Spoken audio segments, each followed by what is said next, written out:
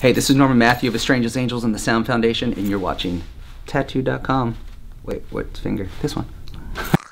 I watched it, and I watched it over and over again, and I was like, man, I mean, I'm not nearly as massive as an artist as Cornice, but I think on an underground level, like, I've been around, and I can help people at a different level, and I want to help. I want to be like an example of, hey man, you can live this life and do your thing. You can play your music and, you know, be as righteous as you possibly can. Like, it's okay to have a relationship with God. And my mom and I would always have disagreements because she wanted me to go to church every Sunday, right? And I'm like, Mom, it's too early. Mom, I'd rather wake up for brunch. Like, Mom, it's Sunday. Like, I mean, every excuse in the book, but it wasn't that I wanted to go. My thought process was always like, I don't want to be that person that goes once there's like an existential crisis in my life and, oh, now I need you, right? I feel like it needs to be personal, you know, like every night, man, when Dexter falls asleep, I walk out on my balcony and I make a visual and I walk and I look at the sky, like, and I just sit outside, like I do my thinking and do my talking, and I kind of talk all day and question all day and get angry all day too. You know, there's a lot of that. You're not doing it for real, and you're not forging the relationship if you're not even having those experiences, you know, like being mad. Oh yes. You know, what want from me? Like, what is the point of all this? Because then you're really digging, though. You know what I mean? You're really cleaning out the dirt. You know, you're really getting in those gutters and going like, what is this all? Like, why me? Why now? Like, why at this time in my life or something? And then again, I realize it's because, man, I have the ability to handle this and not let it ruin anyone else. Like, you've never seen me at a show and I've been distraught or angry or diva or not played or thrown something or been, you know what I mean? It's like, it's always been even keel. And that was when I realized, man, I have the strength to carry this stuff, to be able to show other people that they can do it, right? You know what I mean? It's just, seeing that movie changed a lot for me too, because I felt like validated, because I had felt that way, right? I was like, no, Norman, maybe you're being a little too ego, that like you can somehow be inspirational or helpful, right? Like, you're silly. And then when I saw his, I was like, that's how I feel though. I feel mad like Head did. I feel angry. I feel sad. I feel single dad mode, you know what I mean? And like, Dexter's mom is great, but I mean, you still have these moments of, you're just like, I'm in this alone to a certain degree, right? No one's going to fight my battles for me but me. I find it interesting that you remember exactly where you were, exactly what happened. Now, my first experience with that movie was on Shiprocked when he showed it. Right. And first I'm in the room and I'm looking around like, oh my God, this is so cool. Jacoby's over there. POD. Right. You know, I'm like losing my shit. And I'm like, and by the way, you know, right, there's this movie from Head. This could be great. Not right, knowing what to expect. So there's Kleenexes along the shelf. I'm like, whatever. Yeah, it's ridiculous. So I'm shoved like in the middle. And there's like, you know, it's like a big theater. And I'm sitting there. Now, the sounds that you were talking about, here I am. Yeah. In the middle of this movie. It's now, the I walk weirdest out thing. after this movie, after sounding like this, right? Right. And interviewing him. First words, and this is before I was saved by Jesus, so I'm going to use the exact words. I was like, F you, Brian. I'm like, look at there's snot all over me. He's like, God, you're gross. What's up? You know?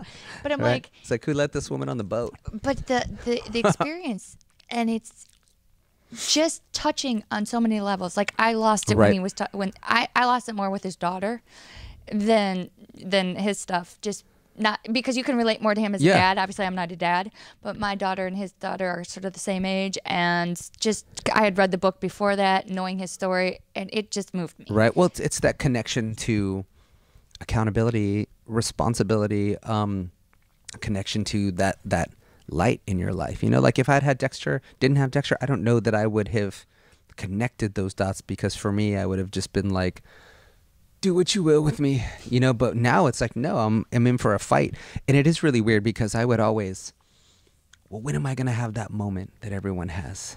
That moment that it just comes into your life, comes into your heart. You've invited him in and you're like, when is it going to hit me like that? I was waiting for that. Yeah. I was waiting for everybody's like, there was lightning and I swam through like a rainbow, and I'm all like, am I saved? Am I saved? And I kept asking him.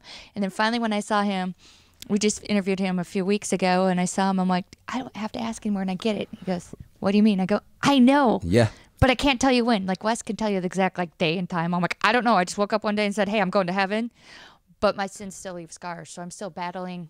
It's Right. not guilt, but it's the pain of them. And Right. the human flesh of them. And that's Yeah. my daily battle. Yeah, you go through it, and it's because, like I said, I had that moment, and it wasn't lightning or anything cool, but it was this surreal, like, adamant decision. I remember getting up off the couch, and I was like, I'm not gonna let anyone or anything beat me.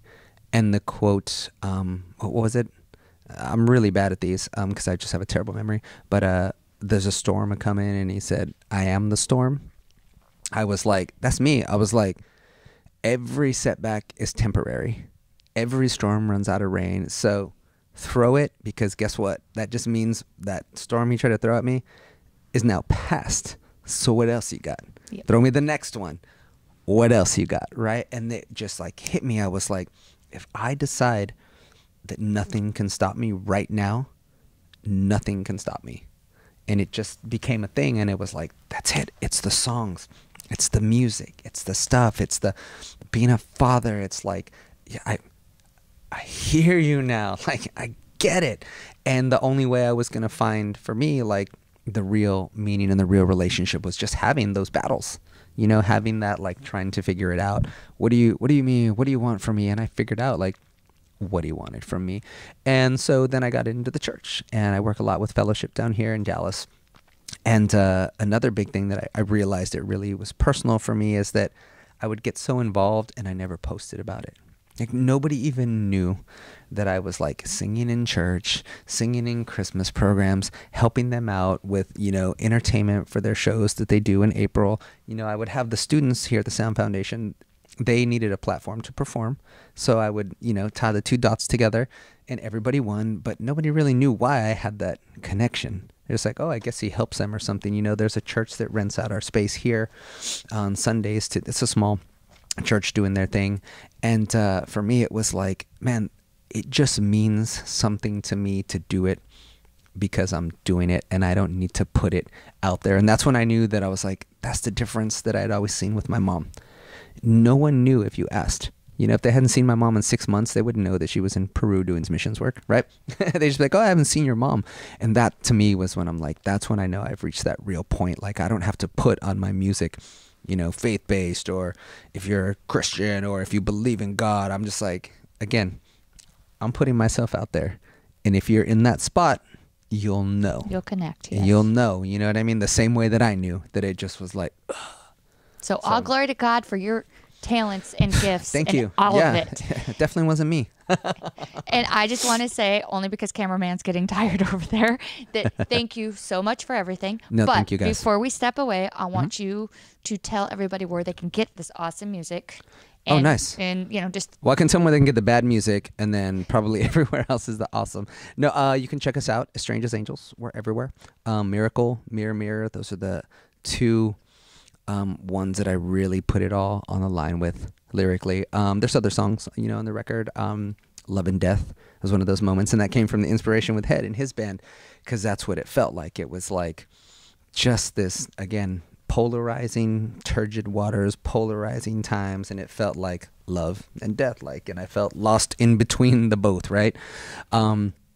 You know, all I had was my love for my son, and then death. Those were the only two things I was sure of, right, at that time.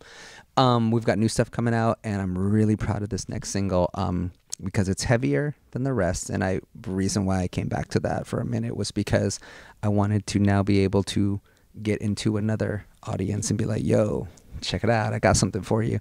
And the song's called Never Broken, and that's me being in that moment of going, you know what, nothing and no one is going to stop me. Every setback is temporary, and every storm runs out of rain. Always remember that.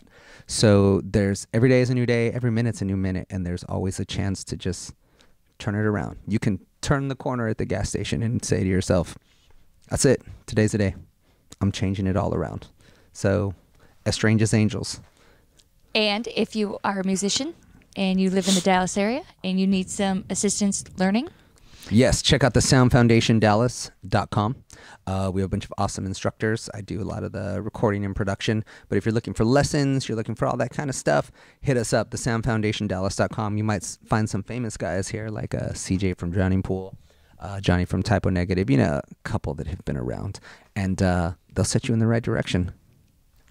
Fantastic. Thank you, guys. Well, thank you. Thank you. I could talk for like hours. Me too. You I could talk understand this, forever on right? this.